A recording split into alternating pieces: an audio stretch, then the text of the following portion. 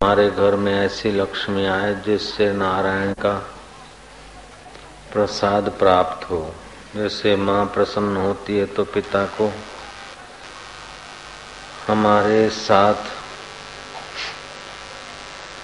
अथवा हम पिता के साथ अच्छी तरह से बात कर सकते, मिल सकते, पिता के अधिकार में हमारा अधिकार हो जाता है। ऐसे ही लक्ष्मी जब महालक्ष्मी हो जाती है तो पिता स्वरूप नारायण अथवा वासुदेव जो वास कर रहा है सब में, उस परमेश्वर के स्वभाव में, उस परमेश्वर का जो वैभव है, आत्म तृप्ति, उसमें भी हमारा अधिकार हो जाता है।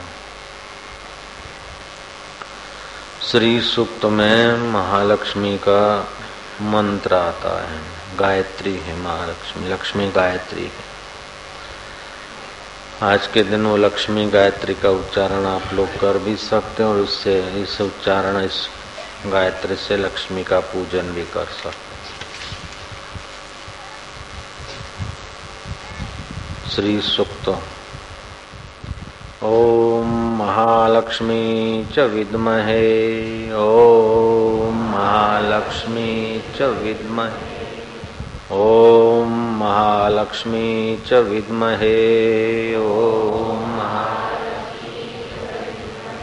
विष्णुपत्नी च धीमहि, विष्णुपत्नी च धीमहि, ओम महालक्ष्मी च विद्महे,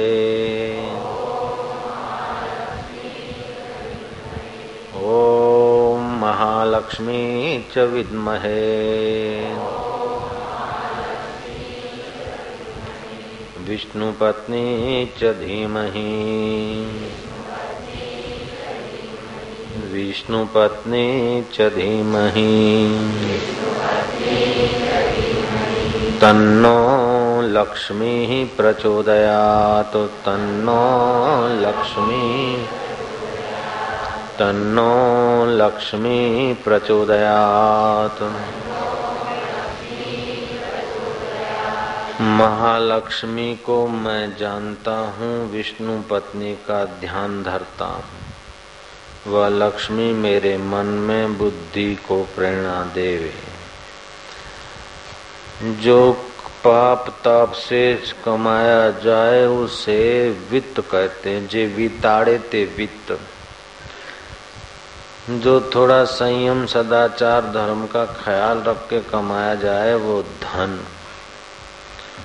और धन में अगर भगवान की भक्ति, सेवा, स्मरण का ख्याल रखकर उसका उपयोग करे और उसी भगवान का ख्याल रखकर धन कमाए तो उसे लक्ष्मी कहते हैं। और वही लक्ष्मी हृदय को वैकुंठाधिपति की नाई विशाल बना दे। अपने स्वरूप के चिंतन में काम आए जो लक्ष्मी, अपने सत्य स्वभाव को जगाने के काम जो आए लक्ष्मी, औरों के सत्य स्वभाव को जगाने के काम में जो आवे, अर्थात भगवत साक्षात्कार के काम जो लक्ष्मी आए, वह लक्ष्मी महालक्ष्मी कही जाती। वैकुंठाधिपति, वैकुंठ का मतलब है अकुंठित, नैरो नहीं, सीमित नहीं, देह को मैं मानने की वृत्ति नहीं, अकुंठित आत्मवृत्ति में जो धन काम आए, अकुंठित भाव से जिस धन का सदुपयोग करने में आए, सत्य स्वरूप साक्षात्कार में जो काम आए, वह धन महालक्ष्मी माना जाता है। श्री शब्द से स्त्री शक्ति। वेदों में श्री शब्द आता है। श्री शब्द व्यापारी लोग स्याई, लक्ष्मी और सरस्वती, काली का स्वरूप, स्याई को काली का स्वरूप मानते हैं और पुस्तक आदि को सरस्वती का स्वरूप मानते हैं। तो सरस्वती का स्वरूप, लक्ष्मी का स्वरूप, ये श्री शब्द से सबका पूजन के माना जाता है। महालक्ष्मी को जानने वाले लोग अपनी मति को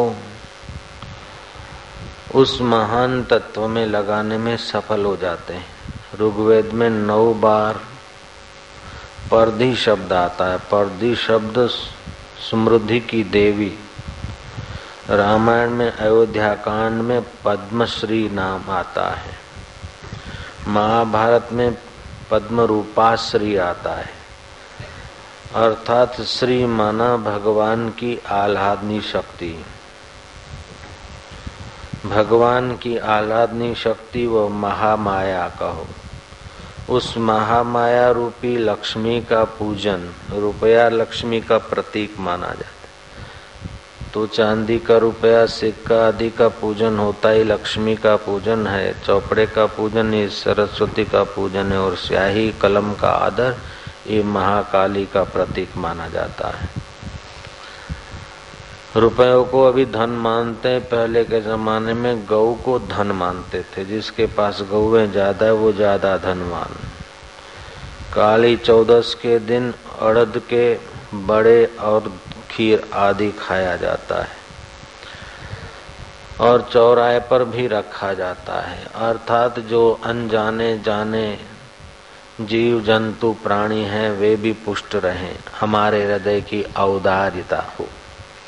हमारा हृदय केवल अपने देह के पालन पोषण में अथवा परिवार के इस दायरे में न बंधा रहे। जैसे वैकुंठाधिपति पूरे विश्व को अपना स्वरूप समझते हैं, ऐसे हम भी धीरे धीरे अपने देह को नहीं, अपने पड़ोस को नहीं, लेकिन पूरे विश्व को धीरे धीरे अपना स्वरूप समझे, ताकि हमारी मति अकुंठित रहे। बलि के राज्य में कहीं हिंसा नहीं होती थी, दारू नहीं पिया जाता था, ईर्ष्या नहीं होती थी, चोरी लूटमार नहीं होती थी, आलस्य आदि नहीं होता था, भोग विलास में लोग नहीं डूबे थे। इसलिए वहाँ लक्ष्मी, सुख, वैभव आदि प्रचुर मात्रा में रहता। और बलि के औदार्य से साक्षात नारायण को बलि के आगे वामन होकर प्रकट होना पड़ा, छोटा होकर। जो मांगने को आता है वो पहले ही छोटा हो जाता है। रईमन वे नर मर चुके जो मांगन को जाए, उनके पहले वे मुए जिस मुखनिक से नाए। हो सके तो अपने लिए तो कभी कुछ न मांगे। भोजन में बैठते हैं, मुझे रोटी दे दो, मुझे सब्जी दे दो, मुझे फलानी चीज दो। कुछ महापुरुष लोग तो इसको भी वर्जित मानते हैं कि अपने पेट के लिए क्या मांगना, प्रारब्ध में जो आएगा जो होगा वो खा लेंगे। हनुमान प्रसाद पोद्दार अथवा जय दयाल गोविंद का या और कुछ ऐसे उच्च कोटि के संत जिमने बैठते और कोई बोले कि फुल्का चाहिए, पूरी चाहिए, सब्जी चाहिए तो कुछ नहीं बोलेंगे।